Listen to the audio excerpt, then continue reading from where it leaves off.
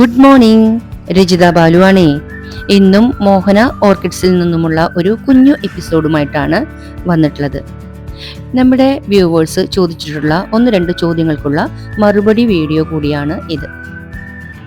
ആദ്യത്തെ ചോദ്യം നമ്മുടെ വ്യൂവർ അനിൽ മണ്ണുത്തിയാണ് ചോദിച്ചിരിക്കുന്നത്.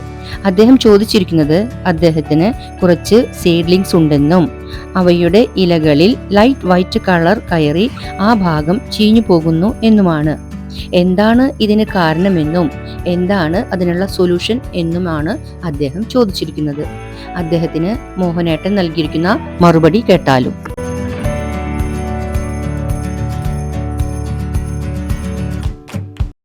നിങ്ങൾക്ക് സംഭവിച്ചിട്ടുള്ളത്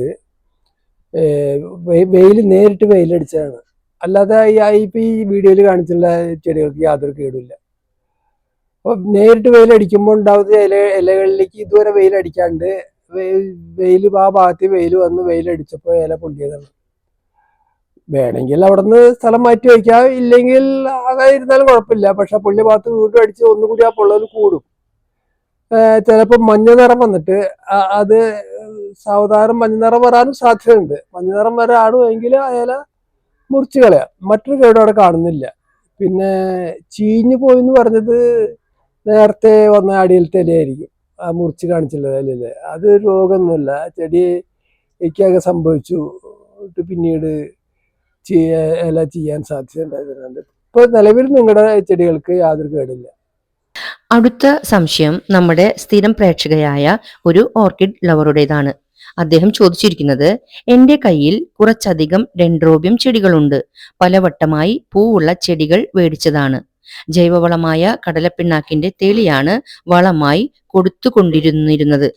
ഇപ്പോൾ 1 വർഷമായി സ്ലെറിയും കൊടുക്കുന്നുണ്ട്. എന്നാൽ വർഷം 2 കഴിഞ്ഞിട്ടും ഇവയൊന്നും പൂത്തു കാണുന്നില്ല. പൂവുണ്ടാകാൻ ഇനി എന്ത് ചെയ്യണം? ചെടി ഇരിക്കുന്ന സ്ഥലത്ത് നല്ല സൂര്യപ്രകാശം കിട്ടുന്നുണ്ട്. മറുപടിക്ക് വേണ്ടി കാത്തിരിക്കുന്നു. ഈ ചോദ്യത്തിന് മോഹനേട്ടൻ നൽകുന്ന മറുപടി കേട്ടാലും.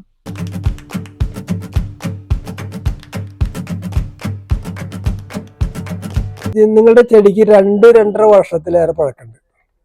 ഈ ചെടി ജൈവവളം കൊടുത്താലും രാസവളം കൂടി ഏത് വളം കൊടുത്താലും പൂവുണ്ടാവേണ്ട സമയം കഴിഞ്ഞിരിക്കുകയാണ്. പൂവുള്ള ചെടിയാണ് നിങ്ങൾ മേടിച്ചെന്ന് പറഞ്ഞു. അപ്പൊ തന്നെ ഏകദേശം 1 വർഷം പഴക്കം ചെടിക്കുണ്ട്. പിന്നീട് പൂവ് വന്നിട്ടില്ല. പിന്നെ നിങ്ങൾ കൊടുക്കുന്നത് കപ്പലപ്പിണ്ണാക്കിന്റെ തെളിയും സ്ലറിയുമാണ്. ഇതില് ഒരു പക്ഷേ ഇതാവാനാണ് സാധ്യത കാണുന്നത്. കപ്പലപ്പിണ്ണാക്കില് നൈട്രജൻ ആണ് കൂടുതൽ. നൈട്രജൻ മാത്രമല്ല പ്രോട്ടീനും ഉണ്ട്. ഇതേമാതിരി തന്നെയാണ് സ്ലറിയിലും നൈട്രജൻ തന്നെയാണ് കൂടുതൽ നിൽക്കുന്നത്. മറ്റുള്ള ഘടകങ്ങളും പ്രോട്ടീനും മറ്റുള്ള ഘടകങ്ങളൊക്കെ ധാരാളമുണ്ട്. ഏതിന്റെ സ്ലറിയാണോ അതിലടങ്ങിയിട്ടില്ല എന്തോ അതാണ് ആ സ്ലറിയിൽ ഉണ്ടായിരിക്കുള്ളൂ. ഏതിരുന്നാലും രണ്ടിലും നിങ്ങൾക്ക് കിട്ടുന്നത് ഈ നൈട്രജനും പിന്നെ പ്രോട്ടീനും തന്നെയാണ് കിട്ടുന്നത്. നൈട്രജൻ വളർച്ചയാണ് സഹായിക്കുന്നത്. നൈട്രജൻ വളർച്ച ഉണ്ടാകുന്നു. അതിൽ കൂടെ പ്രോട്ടീനും കൂടി ചെല്ലുമ്പോൾ ശാരീരികമായ വളർച്ച ഉണ്ടാവുകയാണ്. നൈട്രജൻ വളർച്ച ഉണ്ടാക്കുന്നു, പ്രോട്ടീനും വളർച്ചയെ തന്നെ സഹായിക്കുന്നത്. ഇത് രണ്ടും കൂടി ചെല്ലുമ്പോൾ വളർച്ചയുടെ തോത് കൂടുതൽ വരാണ്, വേഗത്തിലുള്ള വളർച്ച കൂടിയാണ്. എത്രത്തോളം വളർച്ച കൂടുന്നു അതിനനുസരിച്ചിട്ട് ഊർജത്തിൻ്റെ ആവശ്യമായി വരുന്നതാണ്. നിങ്ങൾ ഈ കൊടുക്കുന്നത് ഈ വളം തന്നെയാണ്, വേറൊരു വളങ്ങൾ കൊടുക്കുന്നില്ല. അപ്പൊ ഈ അടിക്കടി കൊടുക്കുന്ന ഈ വളത്തിൽ നിന്ന് ഈ ചെടികൾക്ക് ഈ വളരാനുള്ള സഹായം തന്നെ കിട്ടുന്നുള്ളൂ. അപ്പൊ അതിനനുസരിച്ചുള്ള ഊർജം ആവശ്യമായി വരുന്നതിനാൽ ഈ ഊർജ സ്രോതസ്സുകളിൽ നിന്ന് ലഭിക്കുന്ന എല്ലാ ഊർജവും ചെടികൾ വളർച്ചയ്ക്ക് വേണ്ടി ഉപയോഗിക്കുകയാണ് ചെയ്യുന്നത്. അപ്പോൾ മറ്റ് പ്രവർത്തന മേഖലകളിലേക്ക് ഊർജം എത്താതെ വരുമ്പോൾ ആ പ്രവർത്തനം മാന്യം സംഭവിക്കുകയോ അല്ലെങ്കിൽ പ്രവർത്തനം നിന്നുപോയോ ചെയ്യുന്നു. അതുകൊണ്ടാണ് പൂ വരാൻ വൈകുന്നത്. നിങ്ങൾ ഇപ്പോൾ കൊടുത്തുകൊണ്ടിരിക്കുന്ന ഈ വളം നിർത്തിവെക്കലാണ് വേണ്ടത്. എന്നിട്ട് NPK 0.52-94 ഉപയോഗിക്കുക. ഇത് പൂവുണ്ടാവാൻ ഒരു കാരണമാകുന്നു. 4 ദിവസത്തിലൊരിക്കൽ 5 ഗ്രാം വീതം 1 ലിറ്ററിന് 5 ഗ്രാം വീതം എടുത്തിട്ട് സ്ഥിരമായിട്ട് ഉപയോഗിക്കാം. ഒരു മാസം കഴിഞ്ഞാലോ 1.5 മാസം ആകുമ്പോഴേക്കും നിങ്ങളുടെ ചെടികളുടെ വേരുകളിൽ പൂവിട്ട് വരുന്നതായിട്ട് കാണാം. ഈ സമയത്ത് നിങ്ങൾ നിർത്തിവെച്ച ഈ ജൈവ വളപ്രയോഗം വീണ്ടും ആരംഭിക്കാവുന്നതാണ്. പക്ഷേ അത് സ്ഥിരമായി കൊടുക്കാനല്ല, മാസത്തിൽ 2 തവണ കൊടുക്കുക. മാസത്തിൽ 2 തവണ കൊടുക്കുക. ഈ 0.58 34 നിങ്ങൾ 4 ദിവസത്തിലൊരിക്കൽ എന്നുള്ളത് തുറന്നുകൊണ്ടിരിക്കുക. ഇങ്ങനെ വരുമ്പോൾ നിങ്ങൾക്ക് പൂവുണ്ടാവും എന്നുള്ള ഉറപ്പാണ്. എന്ന് വെച്ചിട്ട് ജൈവവളം നിർത്തി വയ്ക്കേണ്ട, മാസത്തിൽ 2 തവണ മാത്രം കൊടുക്കുക.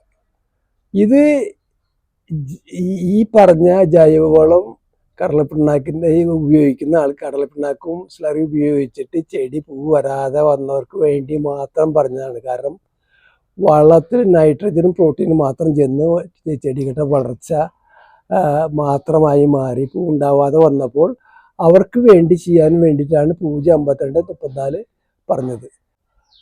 എല്ലാത്തവർക്കും ഇത് സംഭവിക്കാവുന്നതാണ്. ഇതിനെപ്പറ്റിയുള്ള വീഡിയോ അടുത്ത് തന്നെ ചെയ്തോളൂ. എന്താണ് പൂ ഉണ്ടാവാതിരിക്കാൻ കാരണം, അതിന് എന്താണ് പ്രതിവിധി എന്നുള്ളത് നമ്മൾ പറഞ്ഞു തന്നെയാണ്. അപ്പൊ പല കാരണങ്ങൾ കൊണ്ട് പൂ ഉണ്ടാവാതെ വരുന്നുണ്ട്. ചെടി തള്ളത്തിരുന്നാലും പൂവ് വരാൻ വൈകും. അതുപോലെ തന്നെ ഈ നൈട്രജനും പ്രോട്ടീനും കൂടുതൽ, ജൈവവളം കൂടുതൽ കൊടുക്കുന്ന ആൾക്കാർക്ക് ഈ പ്രോട്ടീനും നൈട്രജനും കൂടി കഴിഞ്ഞാൽ ഇങ്ങനെ സംഭവിക്കുന്നുണ്ട്. ആ സമയത്ത് പ്രോട്ടീൻ്റെ നൈട്രജൻ്റെ അളവ് കുറച്ചിട്ട് പൊട്ടാഷ്യം ഫോസ്ഫറസും കൂട്ടിട്ട് കൊടുക്കുകയാണ് വേണ്ടത്. അതാണ് ഇവിടെ 0.52-34 കൊടുക്കാൻ പറഞ്ഞത്. സ്ഥിരമായിട്ട് പൂവുണ്ടാവാൻ വേണ്ടിയിട്ട് കൊടുക്കുന്നത് 13, 27, 27 അങ്ങനെ കൊടുത്താൽ പൂവുണ്ടാവും. പക്ഷെ അത് മാത്രം കൊടുത്തിട്ട് ചെടികളുടെ ആയുസ് കുറയാണ് ചെയ്യുന്നത്. പൂ മാത്രമല്ലേ ഉണ്ടാവുന്നുള്ളൂ. ചെടിയുടെ ശരീരം കൂടി വലുതായി വരണ്ടേ, നന്നായി വരണ്ടേ വളർച്ച. പൂ മാത്രം ഉണ്ടായി പോരില്ല. അപ്പം അതിന് മറ്റ് വളങ്ങൾ നമ്മൾ കൊടുക്കേണ്ടതാണ്. അതായത് കാൽസ്യം, മെഗ്നീഷ്യം, സൾഫർ, ബോറോൺ മുതലായ വളങ്ങളൊക്കെ ചേർത്ത് കൊടുക്കുകയാണെങ്കിൽ ഈ ചെടികളൊക്കെ നന്നായി വരികയും ചെയ്യും, പൂ ഉണ്ടാവുകയും ചെയ്യും. അപ്പം അതുകൊണ്ട് ജൈവവളം കൊടുക്കുന്നവർ ശ്രദ്ധിക്കേണ്ടതാണ്. കൂടുതൽ നൈട്രജനും പ്രോട്ടീനും ഉള്ള വളങ്ങൾ കൊടുക്കുമ്പോൾ പൊട്ടാഷ്യം ഫോസ്ഫറസിൻ്റെ കുറവ് മുഖേനയും ഊർജത്തിൻ്റെ കുറവ് കൊണ്ടും പൂ വരാൻ വൈകും. ഊർജമുണ്ടെങ്കിലാണ് എല്ലാ മേഖലകളും ഉണർന്ന് പ്രവർത്തിക്കുകയുള്ളൂ. അപ്പോൾ ഊർജത്തിനെ ഒരു ഭാഗത്തേക്ക് മാത്രം വേണ്ടി പ്രയോജനപ്പെടുത്തുമ്പോൾ പൂ വരാൻ വൈകുന്നത് സാധാരണയാണ്. ശ്രദ്ധിക്കുക. ജൈവവളം കൊടുക്കുന്നവർക്കാണ് കൂടുതലായിട്ട് ഇങ്ങനെ സംഭവിക്കുന്നത്. ഇന്നത്തെ എപ്പിസോഡ് ഇവിടെ പൂർണ്ണമാവുകയാണ്.